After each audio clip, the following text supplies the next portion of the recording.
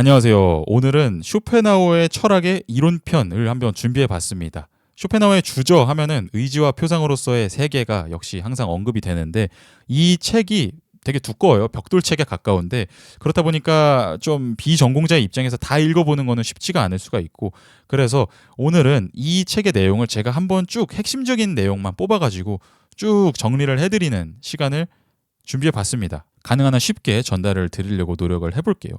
쇼펜하우어는 요즘에 한국에서 되게 핫하죠. 그리고 한국뿐만 아니라 전 세계적으로도 대중적으로는 인기가 꽤나 많은 철학자에 속해요. 그러면 쇼펜하우어가 왜 이렇게 인기가 많을까를 한번 생각해 보면 쇼펜하우어는 확실히 지혜로운 말을 많이 했던 사람입니다. 내면적인 성찰의 힘을 기르는 것의 중요성, 인생이 고통이라는 것을 깨닫는 것의 중요성, 고통을 극복하고 조금 더 행복하게 사는 방법 이런 것들에 대해서 많은 말들을 했는데 확실히 다른 철학자들에 비해서 일상적인 주제와 삶의 지혜에 관심이 많았던 것 같아요. 그냥 어려운 이야기, 삶이랑 별로 동떨어진 우리가 보기에는 좀 의미 없어 보이는 이야기 그런 것들만 다뤘던 게 아니라 좀 정말로 우리가 어떻게 하면 삶을 잘 살아갈 수가 있겠느냐에 대해서 자신 나름대로의 견해를 많이 펼친 철학자 중 한 명인데 다만 문제는 쇼펜하우어의 이런 실용적인 주장들은 다 이론적인 체계에 기초를 하고 있습니다. 사실은 잘 들여다보면 쇼펜하우어는 그냥 그때마다 어떤 고민에 대해서 이렇게 생각하면 좋을 것 같아요. 이런 식으로 파편적인 주장을 했던 게 아니라 자신의 거대한 이론 체계가 나름대로 있고 거기에 근거해서 여러 가지 실용적인 사안들에 대해서 말들을 많이 했거든요. 그렇다 보니까 쇼펜하우어의 이런 실용적인 주장을 좀 더 생산적으로 제대로 잘 또 깊이 이해를 하려면 이론적인 것들을 한 번쯤은 이해하고 지나갈 필요가 있습니다. 그래서 오늘 제가 한번 그거를 해보는 시간을 가져보려고 해요. 네, 이 쇼펜하우어의 의지와 표상으로서의 세계는 의지와 표상이라는 키워드를 통해서 진행을 하는 책인데요. 이 두 가지 용어에 대해서 알면 이 책에 대해서 기본적인 거는 다 안다고 볼 수가 있는데 먼저 표상에 대한 이야기를 시작하도록 하겠습니다. 쇼펜하우어는 세계는 나의 표상이다라고 주장을 했습니다. 이 표상이라는 단어가 한국말에서는 잘 안 쓰이는 표현이다 보니까 좀 되게 생소하게 느껴지시고 이해가 잘 안 갈 수가 있는데 영어 혹은 서구권 표현으로 보면 훨씬 더 와닿는 면이 있습니다. 일단 영어로는 representation이라는 단어고 또 독일어로는 Vorstellung이라는 단어인데 쇼펜하우어가 사용했던 단어는 이 Vorstellung이라는 단어고 사실 이 단어를 보면 가장 그 뜻이 잘 와닿기는 하거든요. 그래서 한번 좀 설명을 드리자면 이 단어는 fu어라는 앞에를 뜻하는 단어랑 슈텔렌이라는 세우다라는 단어가 합쳐져서 만든 단어인데 직역을 하자면 그래서 앞에 세워져 있는 것을 뜻합니다. 그런데 이 vorstellung이라는 명사 표현을 동사로도 표현을 할 수가 있거든요. 그러면 vorstellen이라는 표현인데 이 표현은 사실은 되게 다양한 뜻을 갖는 단어예요. 일상에서는 먼저 첫 번째로 소개하다라는 뜻으로 자주 사용이 됩니다. 왜냐면 한번 생각을 해보면 어떤 대상 혹은 누군가를 소개한다는 건 그 대상을 사람들 앞에 세워놓는다라는 뜻이거든요. 그래서 나는 저를 소개하겠습니다. 이렇게 말을 할 때 독일어에서는 직역을 하면 저를 앞에다 세우겠습니다. 이렇게 표현을 하는 겁니다. 그리고 또 이 단어는 두 번째로 상상하다라는 뜻을 갖기도 합니다. 왜냐하면 한번 생각을 해보면 내가 무언가를 상상한다는 건 내 의식에다가 무언가를 딱 이렇게 세워놓는 거잖아요. 그냥 어떤 대상이 예를 들어서 유니콘을 상상한다. 그러면 유니콘이라는 대상이 나와 상관없이 잠재의식의 저 멀리 어둠 속에 물러나 있는 게 아니라 무언가 밝은 곳에 나와가지고 내 의식에 탁 세워지는 게 상상을 하는 겁니다. 이런 의미에서 한번 연장해서 표상하다라는 단어를 한번 생각해 볼 수가 있거든요. 표상이라는 뜻도 내 의식에다가 대상을 세운다라는 뜻을 기본적으로 갖고 있습니다. 그런데 다만 상상이랑 표상이랑 다른 점은 이 표상 같은 경우는 비현실적인 것뿐만 아니라 현실적으로 주위에 있는 것을 표상할 때도 쓰이는 말이거든요. 예를 들어서 상상하는 거는 지금 내 눈앞에 없거나 아니면 비현실적인 대상이나 그런 거를 상상하는 거잖아요. 반면에 표상을 하는 거는 모든 대상에 다 적용이 될 수가 있습니다. 내 눈앞에 지금 찻잔이 있다고 할 때 그 찻잔을 내가 본다라는 거는 동시에 그 찻잔을 표상하는 것이기도 합니다. 왜냐하면 그 찻잔을 그냥 내 의식이랑 단절된 아무런 상관없는 상태로 냅두는 게 아니라 그 찻잔을 가져와가지고 내 의식에다가 딱 세우는 거잖아요. 이런 의미에서 사실은 되게 넓게 보자면 상상하는 것도 일종의 표상하는 활동이라고 볼 수 있는 거고 또 이 실질적인 물체 같은 게 아니어도 예를 들면 수학 공식을 머릿속에 딱 떠올린다던가 아니면 어떤 언어적 의미에 대해서 머릿속에 딱 떠올린다던가 그런 것들도 넓게 보자면 표상의 활동이라고 볼 수 있습니다. 자, 이렇게 생각해 보면 세계는 나의 표상이다라는 쇼펜하우어의 주장이 무슨 뜻인지를 알 수가 있습니다. 우리가 이 세계의 그 어떤 것을 인식해도 그건 항상 표상으로서만 나타난다라는 게 쇼펜하우어의 생각이었습니다. 그러니까 이 세계에는 다양한 사물들이 있죠. 인간도 있고, 뭐 나비도 있고, 강아지도 있고, 바위도 있고, 폭포도 있고, 정말 많은 것들이 있는데 그것을 우리가 어떤 방식으로든 그것이 존재한다라는 걸 알 때 항상 어떤 방식으로든 우리 의식에 세워짐으로써만 존재를 할 수가 있잖아요. 예를 들어서 집 앞에 있는 어떤 건물을 본다. 그러면 그 건물이 내 의식에 세워졌기 때문에 그 건물은 지금 존재하는 것이죠. 만약에 내게 표상으로 세워지지 않으면 그 건물의 존재는 전혀 알려지지가 않을 겁니다. 그러니까 물론 그치, 내 의식에 떠오르지 않으면은 그게 뭐 존재하는지 아닌지 확실히 알 수는 없겠지만 그냥 기억을 통해서 생각을 하자면 그 건물은 분명히 존재한다라고 판단을 할 수 있지, 이렇게 생각은 할 수 있지만 사실은 이런 생각은 나중에 이루어진 되게 고차원적인 생각이고, 일단 이 세계라는 것에 대해서 직접적으로 우리가 알 수 있는 모든 방식을 생각해보면 다 어떤 방식으로든 우리 의식에 딱 표상을 하는 수밖에 없는 거잖아요. 이런 의미에서 쇼펜하우어는 세계는 나의 표상이다라고 말을 한 건데, 그런데 여기까지만 들으면 뭐 어쩌라는 거지 싶죠. 그런데 이제 여기서 조금 더 흥미로운 주장이 펼쳐지는데, 쇼펜하우어는 표상으로서의 세계가 나타날 때 나름대로 항상 일정한 규칙에 따라서 나타난다라고 생각을 했습니다. 이거는 사실은 쇼펜하우어의 독자적인 생각은 아니고 칸트라는 철학자의 아이디어를 이어받아서 쇼펜하우어가 한 생각인데요. 그러니까 우리가 세계를 표상할 때 그냥 자의적으로 아무렇게나 표상을 할 수 있는 게 아니라 항상 내가 따르는 규칙이라는 게 존재를 하고 그 규칙에 따라서 이 세계가 나타날 수밖에 없다라는 겁니다. 대표적으로 쇼펜하우어는 이 물질적 세계는 항상 시간, 공간, 인과율이라는 규칙에 따라서 나타난다고 생각을 했습니다. 예를 들어서 어떤 건물이 딱 있다, 그 건물이 우리 의식에 딱 나타난다라고 했을 때 그 건물은 특정 시간 동안 존재하는 것으로 나타나겠죠. 지금 존재하거나 아니면 그 건물이 세워졌을 때부터 지금까지 이렇게 존재한다라고 우리가 역사적인 인식을 품거나 아니면 미래에 뭐 무너지기 전까지 존재할 것이다, 이런 식으로 하여간 어떤 시간적인 스팬을 가진 것으로 나타나고요. 그리고 건물은 분명히 어떤 특정한 공간에서 나타나게 됩니다. 그리고 또 특정 원인에 의해서 특정 결과를 만들어내면서 존재를 하죠. 인과적으로 다른 물체들과 아무런 상관없이 존재를 하고 있는 게 아니라 어떤 다른 물체가 거기에 툭 가가지고 부딪힌다. 그러면 금이 갈 수도 있는 거고, 유리창이 깨질 수도 있는 거고, 그리고 공기의 흐름이나 그런 것들에 의해서 자연스럽게 부식이 되거나 나중에 무너지게 될 수도 있는 거고, 이런 식으로 어떤 원인이 있으면 어떤 결과가 따라온다라는 이 인과적인 틀에 따라서 항상 존재하고 있다라는 걸 알 수가 있습니다. 우리가 건물을 표상을 할 때 이런 인과적인 법칙과 무관하게 순전히 그 건물 자체만을 표상하는 것은 불가능하다라고 생각을 한 거예요. 그런데 여기서 중요한 건 쇼펜하우어는 이런 시간, 공간, 인과율이 이 세계에 실질적으로 존재하는 규칙이라고 본 게 아니라 어디까지나 세계가 나에게 나타날 때, 즉 표상될 때 적용받는 규칙일 뿐이라고 생각했다라는 겁니다. 그러니까 한마디로 이런 인과 법칙이나 시간, 공간 이런 것들이 이 세계를 정말로 나랑 무관하게 이루고 있는 게 아니라 이것들은 어디까지나 이 세계라는 것이 그게 무엇인지는 정확히 모르지만 어쨌든 간에 나한테 나타나고 있는데 그것이 나라는 주관에게 나타날 때 적용을 받는 규칙일 뿐이라는 겁니다. 한마디로 이 모든 규칙들은 세계 쪽에 속한 것이라기보다는 엄밀히 말하자면 나 쪽에 속한 것이라는 거죠. 이런 규칙들을 쇼펜하우어는 근거율이라고 표현을 하는데요. 만약에 인간의 인식 구조가 달라서 이 근거율이 달랐다면 세계는 전혀 다른 성격을 가진 것으로 우리에게 나타났을 것입니다. 그래서 여기서 굉장히 흥미로운 구별이 하나 등장하는 게, 쇼펜하우어는 다른 모든 과학적인 학문이랑 철학은 되게 다른 성질의 것이라고 생각을 했거든요.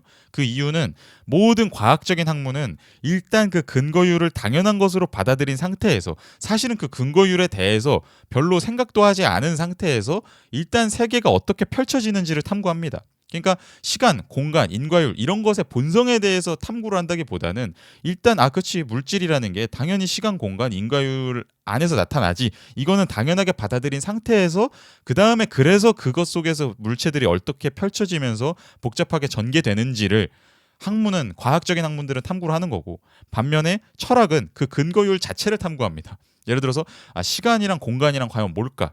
뭐 물론 요즘에는 물리학 같은 분야에서도 그걸 탐구한다고도 볼 수 있지만 뭐 그거는 조금 복잡한 문제일 것 같고요. 또 인과율이란 과연 무엇일까? 과연 이런 시간, 공간, 인과율 같은 게 당연한 걸까? 그런 것이 우리의 어떤 삶의 타이밍에서 적용되는 게 과연 합당한 걸까? 이런 여러 가지 사안들에 대해서 철학은 탐구를 한다는 거죠. 그렇다고 해서 쇼펜하우어가 철학이 다른 과학적인 학문보다 더 우월하다 이렇게 주장했던 건 전혀 아니고요. 그냥 하는 일이 다르다 이렇게 생각을 했던 거죠. 그래서 쇼펜하우어가 생각하기에 극단적 유물론은 유치한 이론에 불과합니다. 중학생 수준의 이론이다 이런 식으로도 이렇게 폄하를 하는 면도 있었는데요. 왜냐하면 극단적인 유물론자들은 어떻게 생각하냐면 실제로 세계가 시공간 안에 있고 인과관계에 영향을 받는 물질들로 이루어져 있다라고 생각을 합니다. 반면에 쇼펜하우어는 이런 시공간적, 인과적 물질은 우리의 인식 규칙에 의해서 표상으로 나타난 것일 뿐이라고 생각을 하죠. 그 실제 세계가 과연 정말로 어떻게 이루어져 있는지에 대해서 우리가 알 수 있는 것은 사실 정말 제한되어 있고 거의 없고 우리가 뭐 물리학적인 법칙들 같은 거를 잘 발견하면서 물리학적 탐구나 화학적 탐구, 생물학적 탐구 이런 것들을 잘 유효하게 할 수 있는 이유는 그저 세계가 우리에게 나타날 때 항상 우리에게 적용받는 규칙이 있기 때문일 뿐이지 실제로 그런 규칙들이 이 세상을 이루고 있는 거는 절대로 아니라는 거죠. 그거는 그렇게 섣불리 판단을 내릴 수 있는 게 아니라 영원한 물음표에 붙여질 수밖에 없는 문제인데 극단적 유물론자들은 제대로 본인들이 알 수 없는 것에 대해서 제대로 모르는 것에 대해서 성급하게 판단을 내리면서 이 실제 세계는 실제로 그런 인과적인 물리적인 물질들로 이루어져 있다라고 생각을 한다는 겁니다. 네, 다음으로 좀 넘어가자면 쇼펜하우어는 지성과 이성이라는 단어를 구별해서 사용을 하는데요. 이 두 가지에 대해서 조금 잘 이해를 해야 쇼펜하우어의 다음 이 의지에 대한 파트를 이해를 할 수가 있거든요. 일단 지성이라는 용어에 대해서 먼저 살펴보겠습니다. 지성은 쇼펜하우어가 말하는 지성은 근거율에 따라서 세계를 직접적, 직관적으로 표상하는 능력입니다. 이 지성의 사용은 자동적으로 이루어지고 매개가 없이 직접적으로 이루어집니다. 이게 무슨 소리냐면 우리가 건물을 볼 때 나는 저 건물을 시간과 공간과 인과율의 틀에 따라서 표상해야지 이렇게 생각을 하면서 그 건물을 그렇게 표상하게 되진 않잖아요. 그냥 우리의 이런 의도랑 전혀 상관없이 당연히 우리는 건물이라는 존재를 볼 때 그 규칙에 따라서 표상을 할 수밖에 없습니다. 이미 직접적으로 항상 그렇게 지성은 적용이 되고 있는 거예요. 그래서 지성은 우리가 의식이 있는 매 순간 너무나 당연하게 계속 사용하고 있는 능력이고요. 우리는 항상 물체를 시공간과 인과관계 안에서 경험하고 있습니다. 예를 들어서 뭐 수도꼭지를 틀면 물이 나온다. 돌을 던지면 잠시 후에 저쪽이 떨어진다. 소리를 지르면 다른 사람이 듣는다. 이런 인과적인 관계를 우리는 일상적으로 잘 알기 때문에 일상생활을 잘 문제없이 할 수 있는 거잖아요. 이런 일을 했을 때 저런 일이 벌어진다라는 걸 아니까요. 근데 이런 알미라는 게 어떤 복잡하게 머릿속으로 언어적으로 이루어져 있는 것이라기보다는 그냥 그 이전의 차원에서부터 우리는 직접적으로 그것을 알고 있다라는 게 쇼펜하우어의 생각이었고요. 그렇기 때문에 이 지성은 인간 외의 동물들도 다 가지고 있는 것입니다.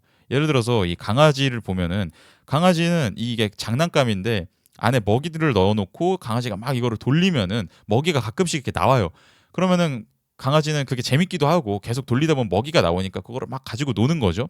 근데 강아지는 너무나 잘 알고 있는 거예요. 이거를 내가 돌리다 보면은 먹이가 나오는구나. 근데 그거를 강아지가 막 언어적으로 아는 건 아니잖아요. 막 규칙을 딱 어디다가 적어 놓을 수 있을 정도로 명확하게 아는 건 아닌데 그럼에도 불구하고 직관적으로 이미 알고 있는 겁니다. 반면에 이성은 지구상에서 인간만이 가진 능력입니다. 쇼펜하우어는 간단하게 이성을 개념을 사용하는 능력이다라고 정의를 하는데요. 지성적 경험의 특징은 그러니까 인간 말고도 다른 동물들도 다 똑같이 하는 그런 지성적 경험은 그 순간에만 생생하게 주어지고 끝납니다. 어떤 대상이 시간과 공간과 인과율에 따라서 나타나는 그런 인식은 딱 그 순간에만 주어지고 그냥 휘발돼 버린다는 거죠. 그 순간순간은 계속 흘러가잖아요. 그런데 인간은 개념을 통해서 그 경험을 머릿속에 계속 붙잡아두고 생각할 수 있는 능력이 있습니다. 예를 들어서 다른 동물들은 그냥 수도꼭지를 틀고 물이 나오네? 그러면은 그냥 물이 나온다 하고 그 순간을 지나칠 뿐이에요. 뭐 목이 마르면 물을 마시든지 아니면은 물을 끄도록 훈련이 돼 있으면은 물을 끄든지 하겠죠. 반면에 인간은 물이 수도꼭지에서 나왔네? 이렇게 생각을 할 수가 있고요. 그 순간이 지나가서도 뭐 그날 저녁이나 다음 날이나 이렇게 계속해서 물이 수도꼭지에서 나온다라는 현상에 대해서 생각을 할 수가 있습니다. 그리고 왜 수도꼭지를 틀면 물이 나오지? 이런 의문을 품을 수도 있고요. 이런 것들은 다 언어를 통해서 일어나는 활동이잖아요. 쇼펜하우어는 이런 이성의 활동은 직관적인 지성의 기초에서 매개적으로 작동한다라고 주장을 했습니다. 이게 무슨 소리냐면 일단 지성적으로 이미 우리는 너무나 많은 것들을 잘 이해를 하고 있어요. 근데 거기다가 플러스 이미 그렇게 얻어진 지성적 재료에다가 우리가 언어를 딱 적용시킴으로써 그거를 붙잡아두고 생각하는 매개적인 활동을 한다는 거죠.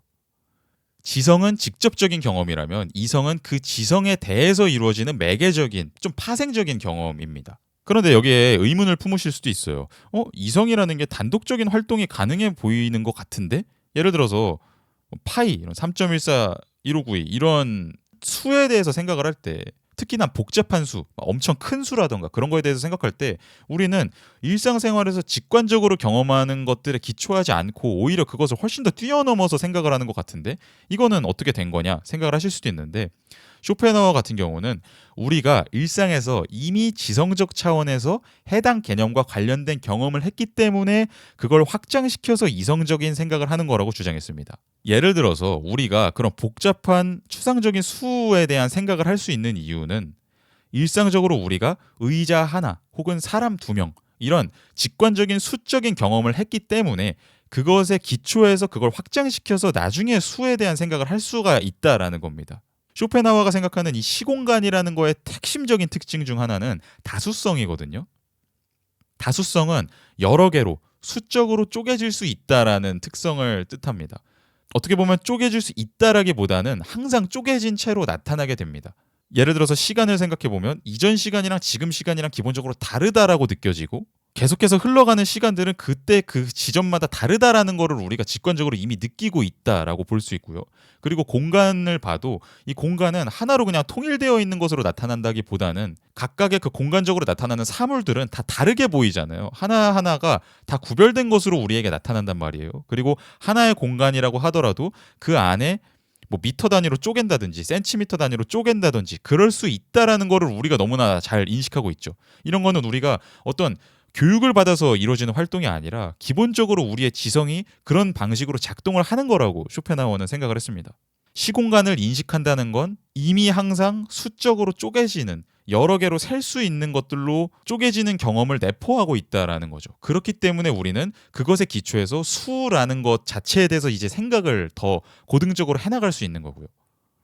이성 같은 경우에는 기본적으로 언어적인 능력이고 매개적인 능력이기 때문에 쇼펜하우어는 이성을 반성적 능력이라고 부르기도 했습니다. 이 반성이라는 단어도 서양 철학에서 자주 나오는 용어인데 이게 영어로는 reflect에 해당하는 단어거든요. 근데 reflect는 반사하다라는 뜻도 동시에 갖고 있는 단어죠. 어떤 현상이 있을 때 그걸 그냥 한 번에 쭉 통과해서 지나치는 게 아니라 어느 지점에서 반사된 다음에 다시 되돌아와서 곱씹는 활동이 반성의 활동이거든요. 이성이 없는 동물은 그냥 매 순간을 지나칩니다. 반면에 인간은 언어를 통해서 자신의 경험을 다시 반사를 해서 성찰을 하죠. 어떤 일이 있을 때 동물은 그냥 이런 일이 일어난다라는 그 현재적인 감각은 있지만 그것에 다시 되돌아가서 생각을 할 수는 없는데 인간 같은 경우는 다시 그 지점으로 딱 되돌아가서 곱씹는 활동을 지속적으로 이렇게 할 수가 있다라는 거죠. 이런 게 이성적인 능력입니다. 그런데 쇼펜하우어는 이성이 인간 고유의 능력이라는 걸 인정을 하면서도 그러니까 기존의 철학자들도 다 이성이 인간 고유의 능력이라고 생각을 했어요. 그래서 언어적인 능력이 특히 인간의 가장 우월한 능력이고 그것이 가장 인간다운 능력이다라는 식으로도 많은 철학자들은 생각을 원래 했었는데 다만 쇼펜하우어는 이 이성에 너무 집착하는 것을 상당히 경계했습니다. 이성에 집착하는 것은 되게 위험하다라고 생각을 했는데요. 애초에 쇼펜하우어는 이성이 어디까지나 매개적인 능력이라는 걸 되게 강조를 했잖아요. 그런데 이 매개적 능력인 이성은 그것보다 더 근원적인 다른 능력에 의존적이라는 뜻이라고 볼 수 있고 따라서 그 자체로는 아무리 활발히 작동해도 아무런 소용이 없을 수가 있습니다. 애초에 우리의 지성적인 직관이 제대로 작동을 하지 않아서 어떤 사물을 제대로 시공간과 인과관계 안에서 인식을 할 수가 없다면 그러면 거기에 대해서 그 어떤 이성적인 생각을 고등적으로 하려고 해도 다 오류가 일어날 수밖에 없겠죠. 그리고 애초에 우리가 어떤 나쁜 목표를 품고 있다면 그것에 대해서 이성을 잘 발휘하면 오히려 더 나쁜 사람이 됩니다. 더 체계적으로 잘 악을 저지를 수 있는 사람이 되거든요. 이성은 그저 매개적일 뿐이지 그 근원적인 목표 설정을 하지는 않기 때문에. 그러니까 이런 비슷한 맥락에서 쇼펜하워는 예를 들어서 윤리적 영역에서 이성에만 집착하는 것은 옹졸함을 낳는다라고 주장했습니다. 쇼펜하우어는 윤리학, 즉 어떤 보편적인 법칙, 인간이 마땅히 따라야 할 법칙, 선의 정의, 막 이런 것들을 공부하는 건 윤리적으로 덕 있는 사람이 되는 데에 전혀 도움이 안 된다고 주장을 했어요. 왜냐하면 윤리적인 덕이라는 거는 실질적으로 어떤 행동들을 적절하게 잘 할 수 있는 능력이랑 직결이 되는 건데, 근데 이성적으로 아무리 잘 알아봤자 이성이라는 거는 언어적인 능력이고 언어는 툭툭툭툭 끊겨져 있는 관념, 개념으로 이루어져 있잖아요. 그런데 실제 삶에는 개념적으로 툭툭 끊어지지 않고 연속적인 분야가 되게 많습니다. 예를 들어서 쇼펜하우어는 관상을 예시로 드는데, 관상을 볼 때 저 사람 뭔가 관상이 안 좋아 하는데 그것에 대해서 어떤 명확한 법칙에 따라서 판결을 내릴 수는 없는 경우가 많거든요. 마찬가지로 어떤 행동이 옳은 행동이냐, 어떤 행동이 이 상황에서 적절한 행동이냐, 이런 것들을 그렇게 툭툭툭툭 끊겨져 있는 개념으로 된 이성적인 보편적 법칙으로 다 규정을 해놓을 수가 없는데, 오히려 그런 규정에만 자꾸 집착하는 것은 적절한 때에 적절한 행동을 못하도록 막는다는 거죠. 우유부단한 사람을 만들기도 하고요. 그리고 또 자기가 실질적으로 올바르게 행동할 능력도 없는데 괜히 공부만 많이 했다고, 나는 되게 이성적으로 훌륭한 사람이고 나는 윤리학에 대해서 공부를 많이 한 사람이야, 내가 윤리적으로 올바른 사람이야, 이런 식으로 착각하게만 만든다는 겁니다. 오만한 착각을 하게 만든다는 거죠. 네, 그래서 지금까지 말씀드린 내용을 한번 중간 정리를 해보자면, 일단 세계는 나의 표상이다라는 주장으로부터 출발을 했고요. 세계는 절대로 주관과 분리된 채 나타날 수가 없다. 주관과 분리된 세계에 대해서 우리는 전혀 알 수가 없다라는 것을 살펴봤고, 그런데 주관은 그냥 아무렇게나 세계를 표상하는 게 아니라 나름의 규칙에 따라서 표상한다. 내가 그냥 다르게 표상하고 싶다고 세계를 다르게 표상할 수는 없다. 그리고 그 규칙을 자동으로 적용하면서 직관적인 경험을 만들어내는 능력이 지성이고, 그 지성적 경험에서 출발해 언어적 반성을 하는 능력이 이성이다. 여기까지 살펴봤습니다. 그런데 이제부터 이제 정말 중요한 내용이 나오는데요. 지금까지는 마치 우리가 세계에 대한 관객이라도 되는 것처럼 말을 해왔어요. 이 세계라는 게 나한테 나타난다. 내가 세상을 경험할 때 마치 내가 세상에서 동떨어진 채로 세상을 바라보면서 관객처럼 관찰을 한다는 느낌을 많이 받았습니다. 그리고 나는 과학자처럼 세계를 관찰한다, 그런 좀 구도를 그리기도 했고요. 그 표상이라는 단어 자체가 어떤 앞에 세워진다라는 뜻을 갖다 보니까 마치 실험 대상이 과학자 앞에 세워지듯이 세계가 우리 앞에 세워지는 듯한 그림을 그려왔는데, 그런데 사실 일상생활을 하는 우리의 삶을 가만히 들여다보면 우리는 세계를 단순히 표상하면서만 살아가진 않습니다. 오히려 우리는 항상 직접적인 행동을 하면서 살아가고 있어요. 즉, 우리는 한 명의 관찰자로서 이 세계를 나에 의해 봐지는 것으로 세워놓을 뿐만 아니라 그것 이상으로 항상 그 세계 속에서 여러 물질들과 직접적으로 소통하면서 무언가를 하면서 살아간다는 거죠. 이렇게 생각을 해보면 이전까지 표상에 대해서 자꾸만 생각을 할 때는 세계는 나에 의해서 보여지는 것일 뿐이다, 이런 식으로 생각이 됐는데, 한 번 더 확장을 해서 생각해보면 사실은 나 또한 세계의 일부라는 것을 알 수가 있습니다. 그리고 내가 행동하는 과정이라는 것을, 이 세계에 몸담고 행동하는 과정이라는 것을 한번 잘 들여다보면 나는 항상 몸을 가진 채로 행동하고 있다는 건 알 수 있습니다. 나의 몸이 그래서 이 쇼펜하우어의 철학에서 되게 중요한 주제로 등장을 하는데요. 예를 들어서 우리는 뭐 손으로 펜을 잡을 것이고 발로 땅을 디디면서 걸을 것이고, 또 아무리 그런 몸과 동떨어져 보이는 이성적인 생각을 한다고 해도 가만히 앉아 있을 그런 몸이 있기 때문에, 그리고 넓게 생각하면 뇌라는 것이 있기 때문에 생각을 할 수 있는 거라고 생각이 되잖아요. 우리가 숨 쉬지 않으면서 어떤 이성적인 생각을 할 수는 없죠, 예를 들어서. 이렇게 나의 몸이라는 건 항상 내 행동에 있어서 필수 불가결한 역할을 하는 것으로 주어져 있는데요. 그런데 나의 몸이라는 건 한편으로는 표상으로서 주어져 있기도 해요. 이게 우리가 나의 몸을 평상시에 내 몸에 대해서 생각해봐라 라고 요청을 받을 때 잘 하는 생각이에요. 이 내 몸은 이 세계에 있는 다른 물체들 중에 하나로서 마찬가지로 나한테 어떤 표상으로서 나타난다. 내가 나의 손을 보면은 이렇게 나의 손이 나타나네, 이렇게 생각을 할 수가 있어요. 그런데 내 몸은 단순히 이렇게 표상으로서만 나타나는 게 아니라 행동을 가능하게 하고 행동을 추동하는 중심으로서 나타나게 합니다. 한마디로 내가 나를 이렇게 바라볼 때 내가 나의 몸이 나타나기도 하지만 반대로 생각을 해보면 그렇게 나의 바라봄이라는 그 현상, 나의 이 손이 표상으로서 나타난다라는 현상 자체를 가능하게 하는 바로 그것이 나의 몸이기도 합니다. 보는 것 말고 본다라는 것은 기본적으로 거리를 두고 하는 행위이기 때문에 먹는다라는 좀 더 이 세계 물질들과 직접적으로 맞닿아 있는 활동을 생각해 보면은 좀 더 이 두 번째 몸의 의미를 이해하기가 쉽습니다. 예를 들어서 우리는 배고플 때 밥을 표상하기만 하는 게 아니라 밥을 먹죠. 나는 단순히 밥을 과학자가 관찰하듯이 관찰만 하는 게 아니라 떠올리기만 하는 게 아니라 직접적으로 그 밥이라는 것을 흡수를 합니다. 밥이 나의 일부가 되는, 밥을 내 일부로 만들어버리는 그런 활동을 하죠. 그리고 또한 애초에 그런 배고프다라는 표상을 만들어내는 것 자체가 나의 몸입니다. 아, 배고프네, 밥을 먹어야겠다, 이런 생각을 들게 만드는 게 나의 몸이죠. 그리고 그런 밥을 눈으로 바라보는 그런 동떨어져 보이는 시각적인 표상 같은 것도 역시 나의 몸, 이 눈이 있기 때문에 일어날 수 있는 거고, 그리고 심지어 내가 표상이라는 것을 경험하기 이전에 이미 나의 몸은 활동을 하고 있기도 합니다. 그러니까 밥이라는 것을 내가 바라보기 전에, 혹은 내가 배고프다라는 것을 생각으로 언어적인 관념으로 딱 떠올리기 이전에도 이미 나의 몸은 꼬르륵 소리를 낸다든지 아니면 신경이 날카로워진다든지 그런 식으로 이제 밥을 먹을 때가 됐다라는 식으로 행동을 합니다. 이미 활동을 하고 있어요, 몸은. 이렇게 보면 쇼펜하우어의 철학에서 굉장히 재밌는 전환이 일어납니다. 분명히 우리는 세계는 나의 표상이다라는 주장으로부터 시작을 했었거든요. 이런 주장에서 보면 세계의 모든 게 다 표상으로 설명이 돼야 될 것 같은데, 그런 식으로 철학적인 주장이 이어질 것 같은데, 그런데 이 세계에는 나의 몸이라는 게 발견이 되고 그 몸은 표상 이상의 것이라는 걸 깨닫게 됩니다. 그리고 우리의 몸은 표상보다 더 근원적으로 이미 활동을 하고 있다는 것도 깨닫게 되고요.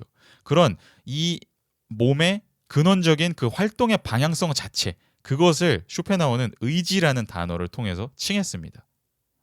의지라는 건 기본적으로 뭔가를 원하는 건데, 의지가 있는 사람은 무언가를 이루고자 노력을 하죠. 그리고 때로 의지는 좌절되기도 합니다. 그런데 의지라는 단어를 우리는 일상생활에서는 조금 정신적인 뜻으로 많이 사용을 하거든요. 저 사람 의지가 있다라고 하면은 정신적인 의지가 있는 걸 뜻하잖아요. 그런데 쇼펜하우어가 생각했던 건 사실 우리는 정신적으로 그렇게 무언가를 의지하기 이전에, 즉 개념적인 성찰이 수반된 어떤 방향성을 갖기 이전에 이미 몸적인 차원에서부터 어떤 상태로 나아가고자 하는 방향성을 가진다라고 본 겁니다. 그리고 그것을 우리는 넓은 의미에서 다 의지라고 표현을 할 수 있다라고 본 거죠. 예를 들어서 우리는 너무 추운 곳에 있으면 몸을 따뜻하게 하려고 하고요. 햇빛이 너무 강하면 그늘로 가려 하죠. 이런 게 우리가 이성이 있기 때문에 할 수 있는 활동이 아니라 이미 우리의 몸 자체가 그렇게 원하고 있습니다.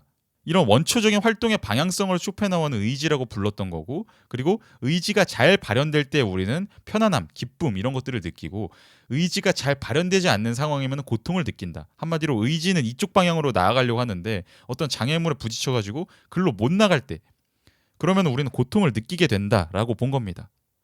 그리고 이 의지는 나에게만 있는 게 아니라 주변을 둘러보면 모든 생명체들에게도 똑같이 있다라는 것을 우리는 발견을 하게 됩니다. 그리고 또 확장을 해서 생각하면 이 부분이 조금 독특한 주장인데, 무기물도 의지를 갖는다고 쇼펜하우어는 봤어요. 예를 들어서 중력이라는 형상. 중력은 이유는 모르지만 하여간 서로 끌어당긴단 말이에요, 물체들이. 그런 것들은 왜 그러는 것일까?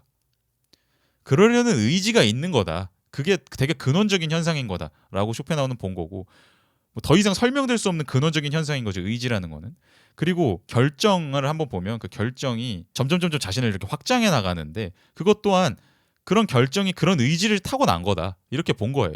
인간이 어떤 방향으로 나아가려고 하는 의지를 갖는 거나 어떤 사물들이 서로 끌어당기거나 결정이 스스로를 확장시키려는 그런 움직임은 사실 근본적으로 구별될 수 있는 게 아니고 근본적으로는 다 의지라는 동일한 현상이라고 쇼펜하우어는 본 겁니다. 그리고 이 쇼펜하우어의 철학 안에서 의지를 갖는다라는 표현은 사실 되게 100% 적절하진 않아요. 왜냐하면 이 세계가 곧 의지라고 쇼펜하우어는 봤거든요. 한마디로 의지는 가장 근원적인 것이고 그 의지가 펼쳐지는 과정에서 개별적인 대상들이 펼쳐지는 겁니다. 생겨나는 겁니다. 그러니까 한마디로 개별적인 대상들, 바위라든지 사람, 강아지 이런 대상들이 자신의 의지를 가진 채로 자신이 독자적으로 존재를 하고 있는 게 아니라 그냥 이 세계 전체의 어떤 의지라는 것이 막 흐르고 움직이고 막 이러고 있는데 그 의지가 펼쳐지는 과정에서 어떤 계기를 통해서 조금씩 뭔가가 뭉쳐서 생겨나게 된 게 그런 개별적인 대상들이라는 거예요. 그리고 그런 개별적인 대상들은 본인의 입장에서 보기에는 본인이 본인 의지를 가진 것처럼 보이죠. 근데 사실은 그것은 전체적으로 보면 구별되지 않는 의지라는 겁니다. 자, 이게 이제 말씀드릴 부분이 가장 중요한 부분이라고 볼 수 있는데요. 이론적으로는 뭐냐면 쇼펜하우어는 의지는 표상으로부터 자유롭다고 생각했어요. 이게 무슨 소리냐면 표상은 우리가 아까 생각했던 바를 다시 떠올려 보면 인간의 인식 구조에 의해 그렇게 나타나는 것일 뿐이죠. 반면에 의지는 그렇게 표상이라는 것이 나타나는 것과 별개로 이미 그 이전에 더 근원적으로 존재하면서 오히려 표상이라는 것을 가능하게 하는 것입니다. 그렇다 보니까 이 의지는 우리가 인간의 입장에서 표상을 하기 위해서 적용받을 수밖에 없는 그 아까 말씀드렸던 근거율, 시간, 공간, 인과법칙 이런 것으로부터 다 자유로울 수밖에 없다고 쇼펜하우어는 봤습니다. 우리가 물론 제가 지금까지 의지에 대해서 말씀을 드릴 때도 설명을 드리기 위해서 묘사를 하기 위해서 어쩔 수 없이 시공간적, 인과적 개념을 사용을 하긴 했죠. 예를 들어서 의지가 작동을 한다, 흐른다, 펼쳐진다 이런 것들이 다 어떤 마치 공간 안에서 시간 안에서 인과적으로 어떤 결과를 만들어내면서 나타나는 활동인 것 같잖아요. 그런데 이런 거는 그냥 어쩔 수 없이 사용하는 표현일 뿐이고 쇼펜하우어도 이런 표현을 많이 사용하는데 이거는 어쩔 수 없는 표현일 뿐이고 사실 이런 표현은 절대로 이론적으로 봤을 때 적합할 수는 없습니다. 적절할 수는 없어요. 의지는 인간이 표상하는 방식으로 제대로 이해될 수도 없고요. 물리법칙이나 모든 인과법칙, 시공간적 틀로도 설명이 될 수 없어요. 자, 이렇게까지 되면은 좀 의문이 들죠. 그러면 그게 너가 무슨 진척을 이룬 건데? 이런 생각이 들잖아요. 아니 그냥 표상 이상의 것에 대해서 아무것도 알 수 없다라고 말을 하면 되지 뭐하러 의지라는 용어까지 사용해 가면서 그렇게 마치 대단한 것이라도 발견한 것 마냥 말을 하냐 이런 의문이 들 수 있잖아요. 사실 이 의문이 되게 적절한 비판점이긴 해요. 그런데 뭐 쇼펜하우어가 그렇다고 해서 여기서 멈추진 않습니다. 어떤 유의미한 이야기를 쇼펜하우어는 이어나가냐면 아까 그 말했던 그 근거율들이 가진 나름의 특성이 있잖아요. 인간의 규칙, 인식 규칙이 가진 근원적인 특성들이 있거든요. 그러면 의지에 대해서 생각을 한다는 건 그 근원적인 특성들을 다 부정해 버리는 게 됩니다. 의지에 대해서 우리가 직접적으로 무언가를 표상하면서 말을 할 수는 없겠지만 적어도 그런 규칙들을 다 부정했을 때 어떤 형태가 될지 상상을 해볼 수는 있죠. 간접적으로. 대표적으로 이 의지는 시공간을 넘어서기 때문에 다수성의 영향을 받지 않습니다. 다수성은 부분으로 다 쪼개지는 것을 뜻하잖아요. 따로따로 셀 수 있게 되는 것. 근데 그것은 인간의 인식 규칙에 근거한 것일 뿐이기 때문에 사실 이 세계의 모든 것은 다 하나의 의지입니다. 근원적으로는. 의지라는 건 어쩔 수 없이 하나의 의지일 수밖에 없어요.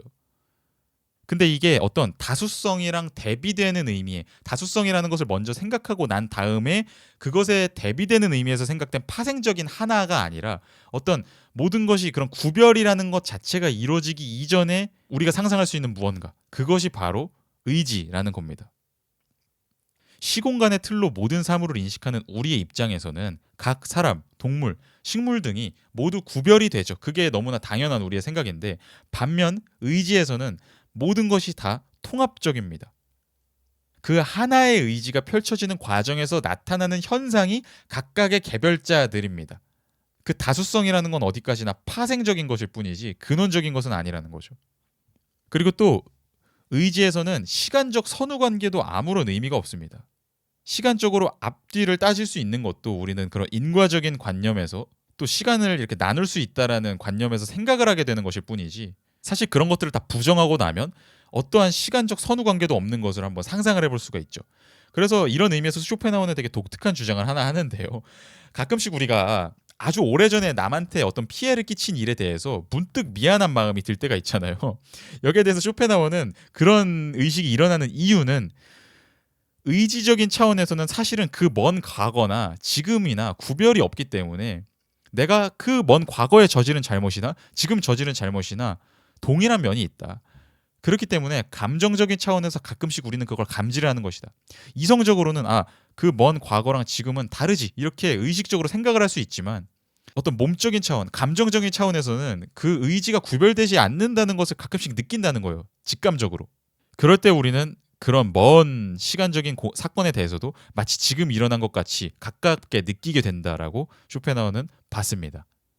자, 이렇게 모든 근거율들을 부정하는 것이 의지라고 볼 수 있는데, 근데 문제는 이 의지는 끝이 없다라는 겁니다. 쇼펜하우어는 의지는 허기진 의지다라고 말을 하기도 하고요. 의지는 한없이 계속되는 노력이다라고 부르기도 하거든요. 의지는 왜 그게 생겨났는지도 아무도 모르고 그걸 어떻게 해야 최종적으로 충족시킬 수 있는지에 대해서도 아무도 모릅니다. 의지에는 끝이 없이 그냥 계속 무언가가 일어날 뿐입니다. 사실 한번 생각해보면 어떤 끝이라는 것, 충족이라는 것, 이런 개념들 자체가 다 인간적인 표상이고, 그런 표상이 가능하게 되는 때에는 시간적인 개념이 필요하거든요. 시간적인 틀이 필요합니다. 혹은 개념까지는 아니더라도 어쨌든 시간적으로 무언가가 이렇게 쭉 나아가다가 어느 종착점에 도달한다는 게 충족이고, 과거로부터 쭉 어떤 사건을 겪으면서 완성이 되는 게 충족이고, 그렇잖아요. 근데 한번 그런 모든 시간적인 구별이 없다라고 생각을 해보면 의지에는 끝이나 충족 같은 게 있을 수가 없겠죠. 예를 들어서 쇼펜하우어는 이 자연 세계에서도 중력은 모든 것을 끌어모은 후에도 계속 모든 것을 끌어모으려 할 것이다 라고 주장을 하거든요.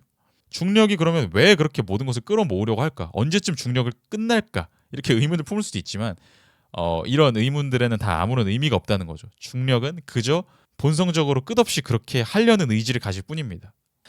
자, 이렇게 의지에는 끝이 없다라는 이렇게 의지는 항상 끝없는 의지이기 때문에 생명체는 언제나 고통에 시달릴 수밖에 없습니다. 이 의지가 펼쳐지는 과정에서 일정한 행동 패턴을 보이며 자기 자신을 보존하려는 경향성으로 뭉친 개별적 존재들이 나타나게 된다고 쇼펜하우어는 봤는데, 물론 이 전체 의지의 관점에서 보면 이 생명체들 사이의 구별은 무의미합니다. 그냥 의지가 흐르는 과정일 뿐이에요. 그 각각의 생명체들이라는 현상은. 근데 다만 인간의 관점 혹은 또 다른 각각의 생명체들의 관점에서 보면 그 각 개체는 자신을 보존하려는 의지를 가진 것으로 나타나죠. 전체 자연의 관점에서, 전체 세계의 관점에서 보면 다 그냥 흐름일 뿐인데, 근데 그거는 전체의 관점일 뿐이고 내 관점에서 보면 일단 내가 살아야 될 거 아니에요.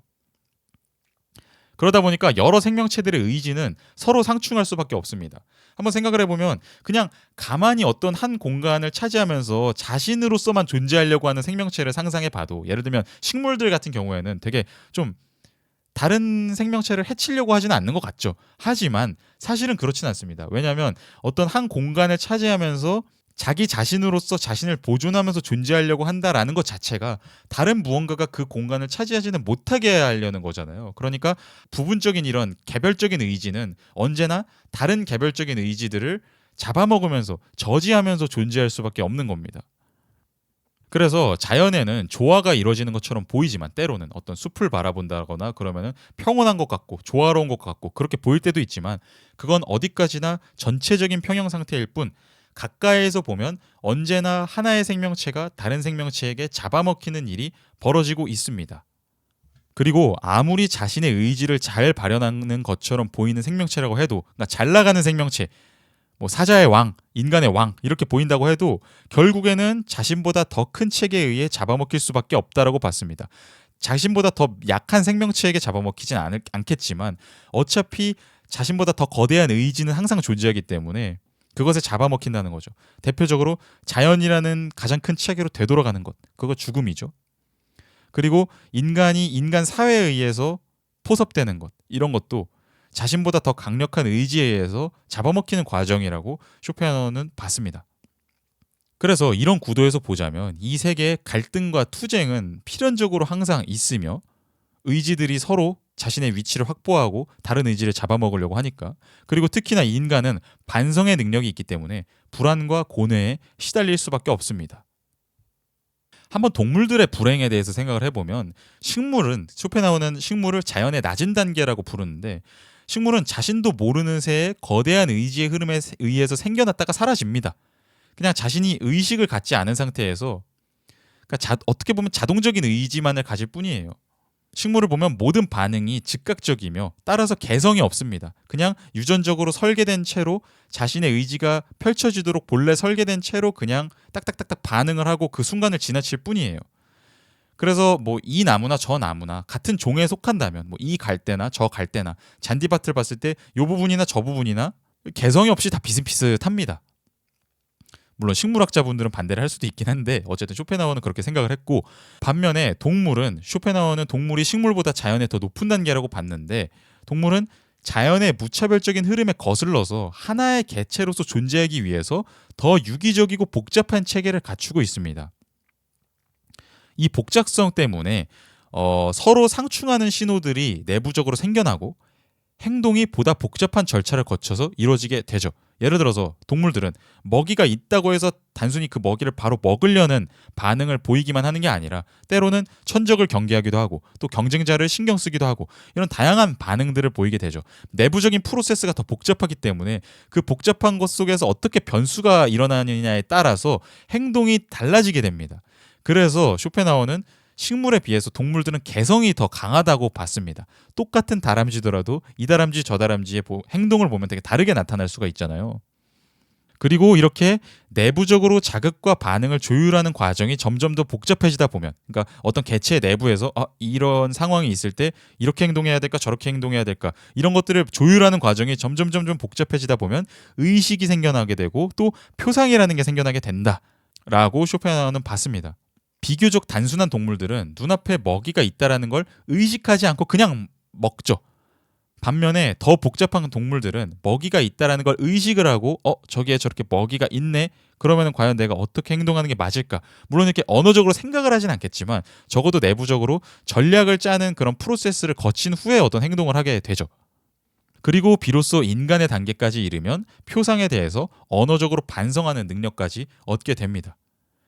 이런 의미에서 인간은 개성이 가장 강한 생물이에요. 인간이 가장 복잡하기 때문에. 하지만 그만큼 고뇌는 더 커집니다. 왜냐하면 인간은 이성이라는 특수한 능력을 가졌기 때문에 나 나름대로 상상을 할 수 있고 때로는 망상을 하기도 하고 나 나름의 방식대로 세상을 바라보고 또 걱정을 하고 의심하고 남들과 비교하기도 하고 이런 다양한 고등적인 활동을 추가적으로 펼칠 수가 있습니다. 단순히 외부적으로 어떤 물리적인 압박이 딱 다가왔을 때 그거를 느끼면서 고통을 느끼는 것뿐만 아니라 이런 추가적인 의식적인 프로세스까지 거치면서 정신적 고통까지 겪는다는 거죠.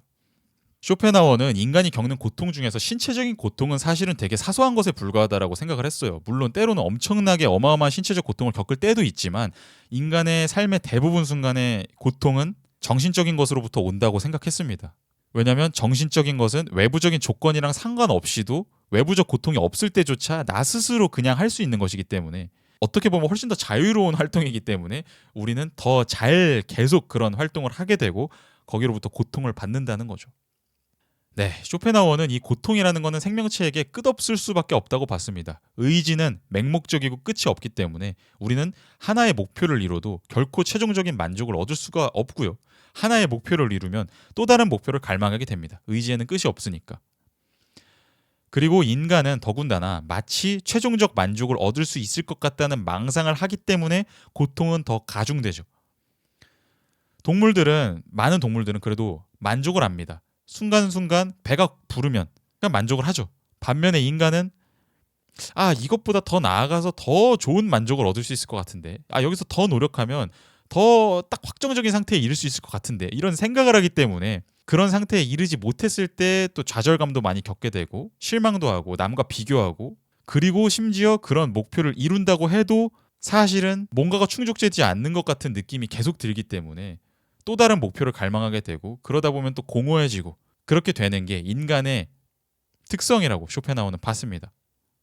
이렇게만 보면 쇼펜하우어가 이 생명체라는 것의 운명 그리고 특히 인간의 운명이라는 것에 대해서 되게 부정적으로 염세주의적으로만 언급했을 것 같지만 제가 한 가지 쇼펜하우어가 말하는 희망적인 측면도 말씀을 드리자면 쇼펜하우어는 인간은 끝없이 고통받지만 어떤 의미에서는 고통에서 벗어날 수 있는 가능성을 가진 유일한 생명체라고 보기도 했습니다.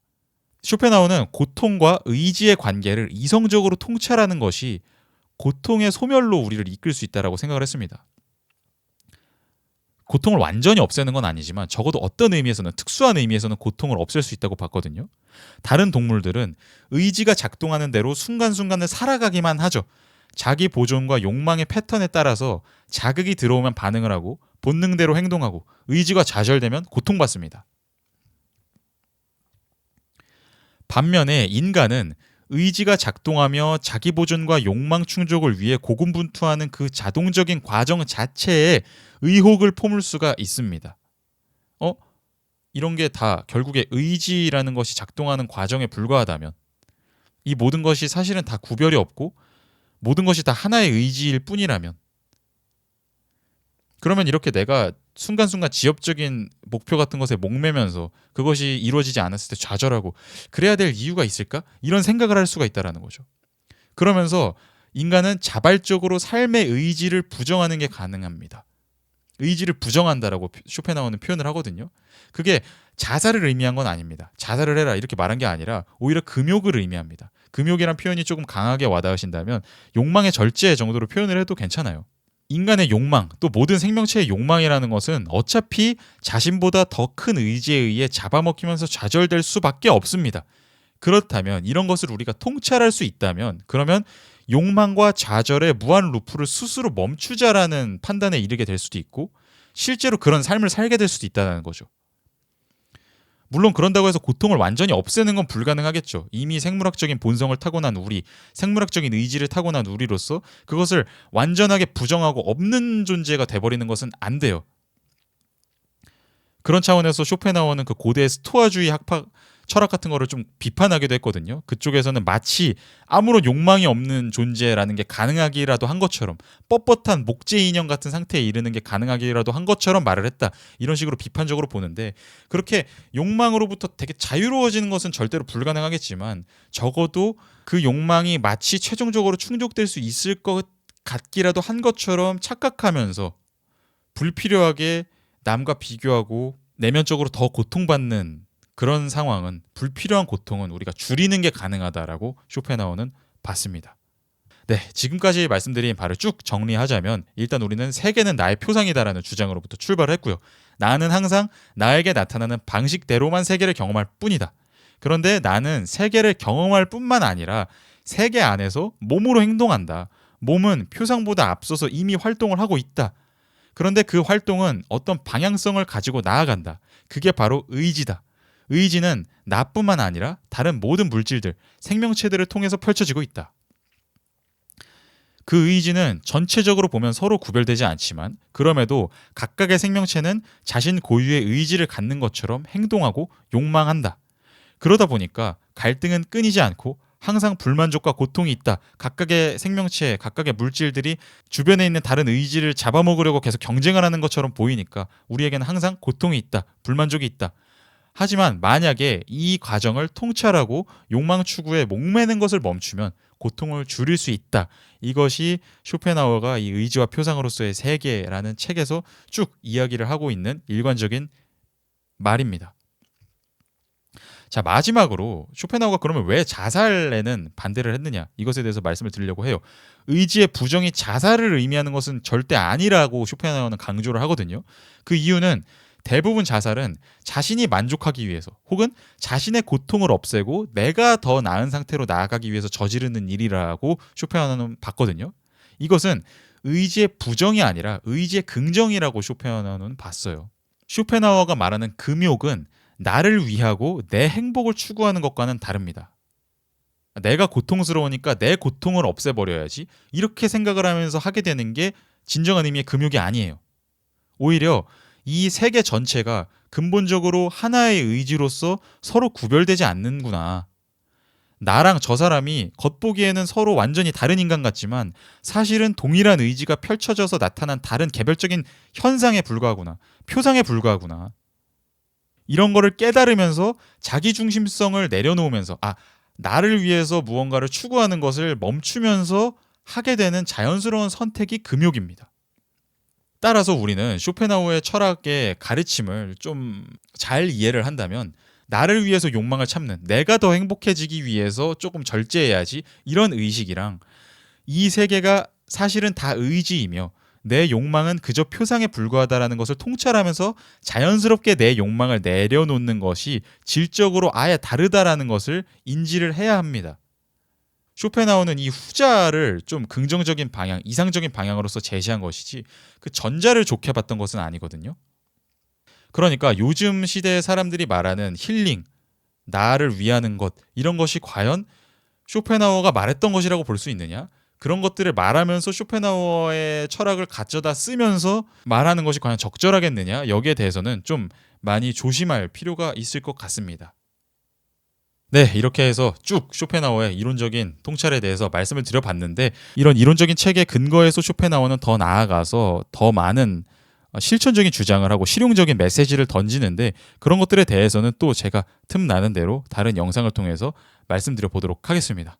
네, 제가 준비한 내용은 여기까지고 다음에 또 재밌는 영상으로 돌아오도록 하겠습니다. 감사합니다.